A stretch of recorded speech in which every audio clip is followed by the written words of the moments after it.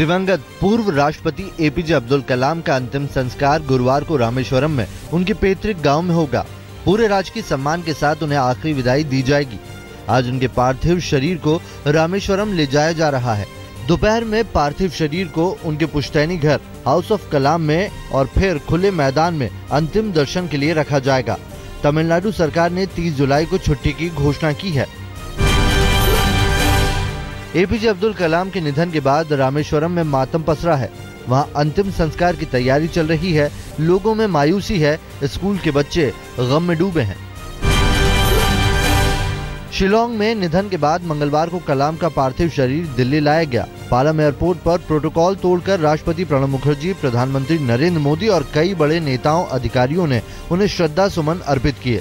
इसके बाद अंतिम दर्शन के लिए पार्थिव शरीर को राजाजी मार्ग पर स्थित आधिकारिक निवास पर भी रखा गया।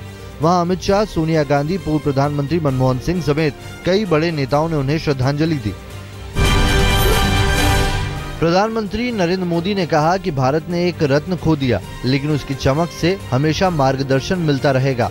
पीएम ने उन्हें देश के डिफेंस प्रोग्राम का हीरो बताते हुए कहा कि परमाणु और अंतरिक्ष में उनके योगदान की बदौलत ही हिंदुस्तान ने दुनिया में अपनी जगह बनाई है। सोमवार की रात 7:45 पर कलाम का निधन हुआ था। जब उनका पार्थिव शरीर दिल्ली लाया गया और सरकारी निवास पर रखा गया तो अपने चहेते राष्ट्रपति को नमन करने के लिए लोगों की भारी भीड़ उमड़ी। बड़े बुजुर्ग, स्कूली बच्चे सभी आखिरी दर्शन के लिए पहुंचे। लंबी लंबी कतारों में अपनी बारी का इंतजार करते रहे। कुछ लोगों ने गीत संगीत गाकर उन्हें याद किया।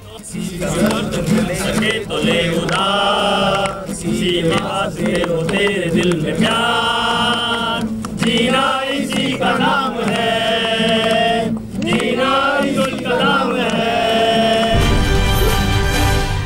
पूर्व राष्ट्रपति एपीजे अब्दुल कलाम के निधन से शोक में डूबे कलाकारों ने अपने अंदाज में श्रद्धांजलि दी।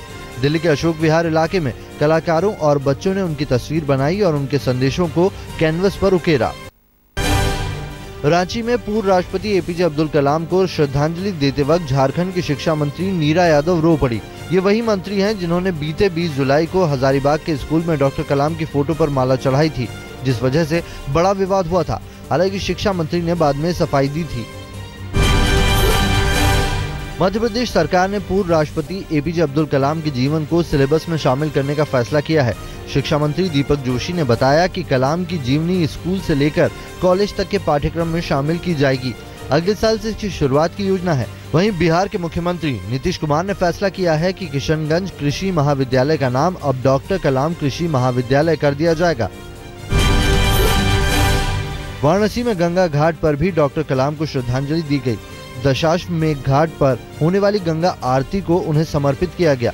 गंगा आरती में शामिल हर किसी ने दीप जलाए और उनकी आत्मा की शांति के लिए प्रार्थना की। मुरादाबाद में भी शोक की लहर है। वहां एक स्कूल में बच्चे ने 5 फीट लंबा पोर्ट्रे बनाया और श्रद्धांजलि दी। उनकी याद में छात्रों ने कैंडल लेकर प्रार्थना भी की। मशहूर कलाकार सुदर्शन पटनायक ने अपने अंदाज में कलाम को श्रद्धांजलि दी है। उन्होंने पुरी में समंदर किनारे बालू से कलाम की तस्वीर उकेरी और उन्हें याद किया। बड़ी संख्या में वहां पर आए लोगों ने भी कलाम को नमन किया।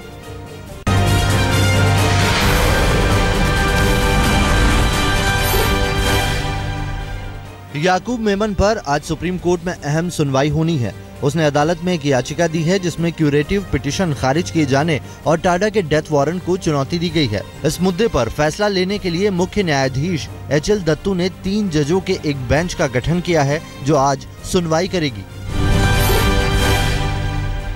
मंगलवार को याकूब मेमन की याचिका पर 2 जजों की बेंच ने सुनवाई की, लेकिन दोनों जजों की राय में अंतर की वजह से मामले को बड़ी बेंच को ट्रांसफर कर दिया गया। Justice Anil R Dave death warrant पर सहमत थे तो जस्टिस कुरियन जोसेफ ने अपनी असहमति जताई। जस्टिस दवे की राय थी कि क्यूरेटिव पिटीशन पर फिर से सुनवाई करने की अब जरूरत नहीं रही, वो स्टेज आगे निकल चुका है।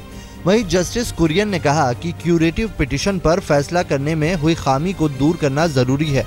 ऐसा नहीं हुआ तो इस संविधान के आर्टिकल 21 के तहत राइट टू लाइफ का साफ तौर पर उल्लंघन माना जाएगा।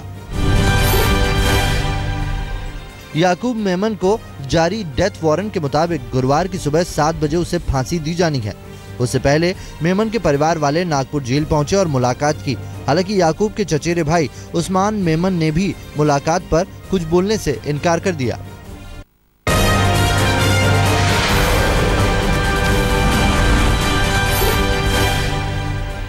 पंजाब के गुरदासपुर में हुए आतंकी हमले में पाकिस्तान कनेक्शन का खुलासा हो गया है। उसके साथ ही उन आतंकियों की सीसीटीवी तस्वीर भी सामने आ गई है जिन्होंने बस और थाने पर हमला बोला। आतंकियों के गुरदासपुर में दाखिल होने की तस्वीरें कैद हुई हैं। हालांकि इन तस्वीरों में कुछ साफ नहीं दिख रहा, लेकिन वर्दी में 3 आतंकियों के आने का पता जरूर चलता है। इनसे ये कुछ तो ग्रेनेड लेके आए थे और AK-47 जिसमें आर्मर पियर्सिंग एमुनिशन थी। गुरदासपुर में हमला करने वाले आतंकियों के रूट का पता चल गया है। बताया जाता है कि तीनों पाकिस्तान के शकरगढ़ से रावी पार कर घरोट गांव पहुंचे। उसके बाद वे बमियाल में दाखिल हुए। फिर वहां से तीनों आतंकी दीनानगर पहुंचे और हमला किया। रावी नदी का यही वो इलाका है जहां से घुसपैठ की बात कही जा रही है। फिलहाल इस इलाके में चौकसी बढ़ा दी गई है। 27 जुलाई को हमले के बाद पहली बार दीनानगर थाने के अंदर की तस्वीर आई है, जहां गोलियों और ग्रेनेड से हमलों के निशान साफ दिख रहे हैं। थाने के अंदर कई सामान बिखरा पड़ा है। दीवारें वहां हुई फायरिंग की गवाही दे रही हैं। पाकिस्तान ने बैठक रद्द किए जाने को दुर्भाग्यपूर्ण बताया है। कल पंजाब के मुख्यमंत्री प्रकाश सिंह बादल ने पाक उच्चायुक्त अब्दुल बासित के साथ प्रस्तावित मीटिंग रद्द कर दी थी। हरियाणा के मुख्यमंत्री मनोहर लाल खट्टर ने भी पाक उच्चायुक्त के चंडीगढ़ दौरे को लेकर उनके निवेदन को खारिज कर दिया। गुरदासपुर आतंकी हमले में शहीद SP बलजीत सिंह का आज कपूरथला में अंतिम संस्कार किया जाएगा। घर वालों ने कल शहीद SP के बेटे और बेटी के लिए नौकरी की मांग करते हुए नाराजगी जाहिर की थी। कांग्रेस नेता कैप्टन अमरिंदर सिंह ने SP के परिवार वालों से मंगलवार को मुलाकात की। दीनानगर में शहीद हुए पुलिस कर्मचारियों का पूरे राजकीय सम्मान के साथ अंतिम संस्कार हुआ। पठानकोट में शहीदों को आखिरी विदाई देते वक्त पूरे इलाके में मातम छा गया। पठानकोट अमृतसर सेक्टर पर रेलवे ट्रैक पर बम का खुलासा करने वाले पेट्रोल मैन को रेलवे सम्मानित करेगा। रेल मंत्री सुरेश प्रभु ने ट्वीट कर रेलवे ट्रैक की पेट्रोलिंग ड्यूटी पर तैनात अश्विनी कुमार की जमकर तारीफें की है। गुरदासपुर आतंकी हमले के बाद दिल्ली के पहाड़गंज में पुलिस ने अभियान चलाया। पुलिस वालों ने औचक निरीक्षण किया। होटल, गेस्ट हाउस मालिकों और दुकानदारों को सेफ्टी गाइडलाइंस पालन करने की भी हिदायत दी गई। उत्तर पूर्वी दिल्ली के बाबरपुर बस टर्मिनल पर मॉक ड्रिल भी कराई गई। इसमें सरकार की सुरक्षा एजेंसियों के साथ साथ सिविल डिफेंस के लोग भी शामिल हुए। आतंकी हमले की सूरत में लोगों को इससे निपटने के लिए उपाय भी बताए गए।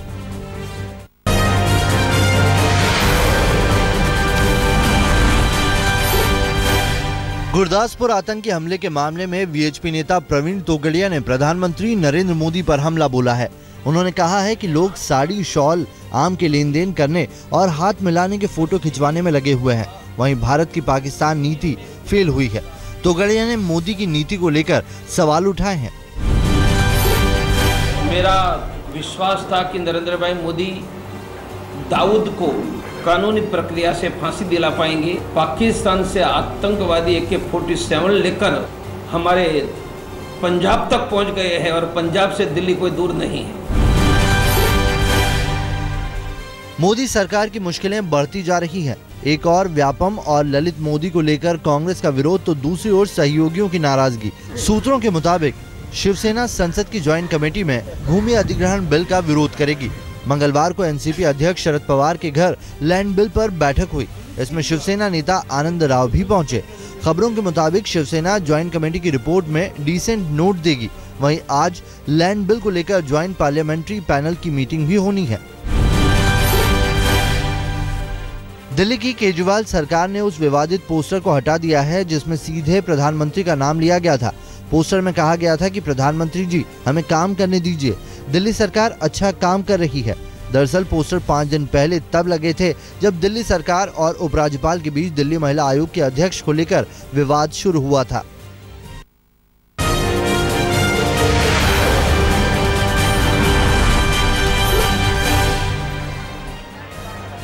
ठाणे के ठाकुरली इलाके में 3 मंजिला इमारत का आधा हिस्सा जमींदोज हो गया।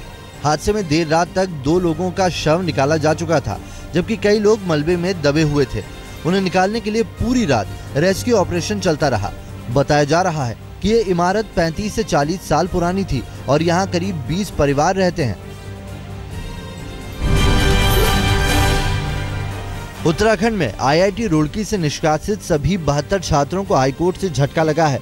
कल कोर्ट ने छात्रों की विशेष याचिका खारिज कर दी। निष्कासित छात्रों ने विशेष अपील कर अदालत से राहत मांगी थी। पहले एकल पीठ ने भी उनकी याचिका खारिज कर दी थी, यानी हाईकोर्ट के इस फैसले के साथ ही उनके निष्कासन पर मुहर लग गई है। उन 2 छात्रों को मिली राहत पर भी रोक लगा दी गई है, जिन्हें एकल पीठ ने पिछले दिनों राहत दी थी। उबर, ओला, कैब जैसी रेडियो टैक्सी दिल्ली की सड़कों पर चलेंगी या नहीं, इसका फैसला आज दिल्ली हाईकोर्ट में हो जाएगा। अदालत आज तमाम पहलुओं पर अपना फैसला सुनाएगी। अभी तक डीजल पर चल रही ऐसी गाड़ियों पर दिल्ली सरकार ने ये कहकर बैन लगा दिया था कि ये महिला यात्रियों के लिए असुरक्षित है।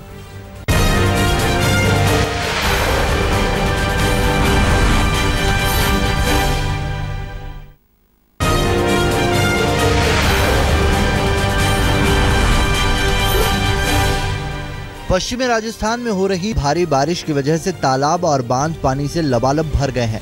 ज्यादा पानी के कारण जालौर का पंचाला बांध टूट गया है, जिसका पानी तेजी से सांचौर शहर की ओर बढ़ रहा है। स्कूटर पानी के अंदर बह रहे हैं, घर का सामान पानी में बह रहा है। पूरे शहर में बाढ़ जैसे हालात हैं। प्रशासन फिलहाल आपदा प्रबंधन में लगा हुआ है। सभी स्कूलों में फिलहाल छुट्टी कर दी गई है। धौलपुर में धीरे धीरे हालात सुधरने लगे हैं। चंबल नदी पर ट्रैफिक को कल शुरू कर दिया गया। नदी का जलस्तर खतरे के निशान से ऊपर हो जाने की वजह से यातायात रोक दिया गया था। आगरा मुंबई राष्ट्रीय राजमार्ग पर मध्य प्रदेश और राजस्थान की तरफ से यातायात ठप हो गया था। लगातार हो रही बारिश ने मध्य गुजरात, उत्तर गुजरात और कच्छ में बाढ़ के हालात पैदा कर दिए हैं।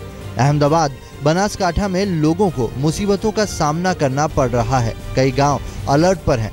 लोगों की मदद के लिए NDRF की 4 टीमें तैनात की गई है। गुजरात में गोधरा के नजदीक महिसागर जिले के कडाना बांध से 2 लाख क्यूसेक पानी छोड़ा गया। इस वजह से लूनावाड़ा अहमदाबाद सड़क पर आवाजाही बंद हो गई। महिसागर जिले के कई गांवों का संपर्क टूट गया। पिछले साल इसी इलाके में हादसा हुआ था। इस बार प्रशासन ने रास्ते को बैरिकेड कर दिया है। गुजरात के राजकोट में करीब 35 गायों के मरने की खबर है। बताया ये जा रहा है कि बारिश के चलते सभी गायें 3 दिनों से कीचड़ में फंसी हुई थी। इनकी देखरेख राजकोट महानगर पालिका करती है, लेकिन वहां बुनियादी सुविधाओं के अभाव में उन गायों की जान चली गई। फिलहाल इस मामले में महानगर पालिका के अधिकारी कुछ भी बोलने को तैयार नहीं है। ओडिशा और झारखंड भी मानसून से आहत है। जमशेदपुर में 2 दिनों से हो रही बारिश से सैकड़ों घरों में पानी घुस गया। सड़कों पर पानी भरा हुआ है। नतीजा, लोगों को आवाजाही में मुश्किलों का सामना करना पड़ रहा है।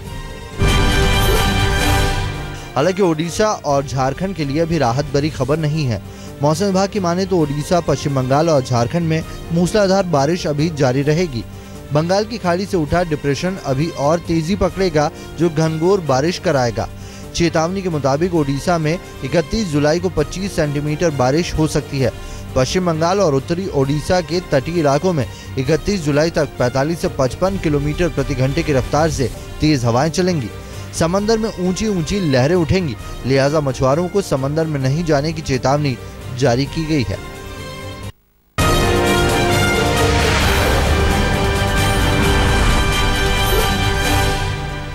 यूपी के बलिया में एसिड अटैक का मामला सामने आया है। वहां एक फिल्म की शूटिंग के बाद सो रही महिला कलाकार पर एक लड़के ने तेजाब फेंक दिया। आरोपों के मुताबिक वो लड़की से एक तरफा प्यार करता था और वो किसी दूसरे लड़के से लड़की के बात करने पर नाराज था।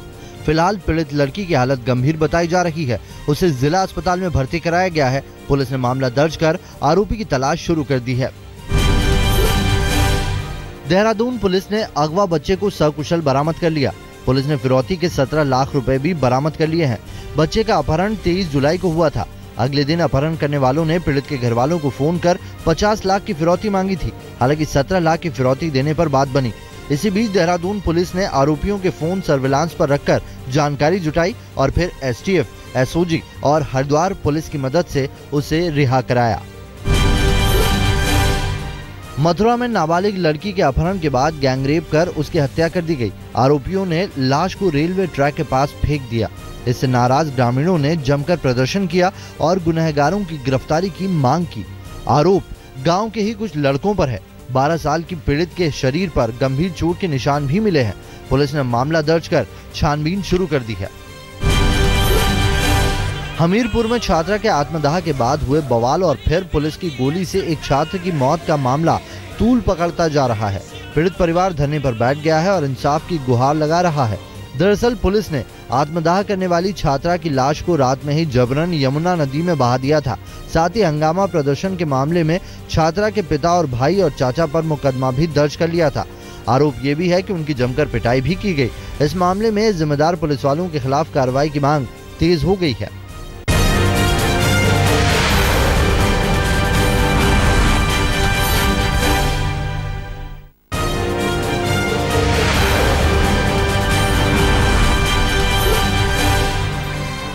पूर्व कप्तान सौरव गांगुली ने भारत पाक क्रिकेट पर बीसीसीआई के ताजा रुख का समर्थन किया है। उन्होंने कहा कि बेशक दोनों देशों के बीच सीरीज एंटरटेनिंग और हाई प्रोफाइल होती है, लेकिन बॉर्डर पर और गुरदासपुर में जो कुछ हुआ उसे नजरअंदाज नहीं किया जा सकता।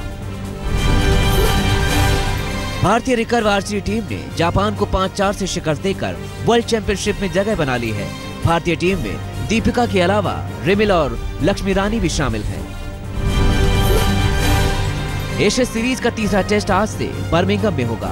इंग्लैंड और ऑस्ट्रेलिया सीरीज में 1-1 से बराबर है।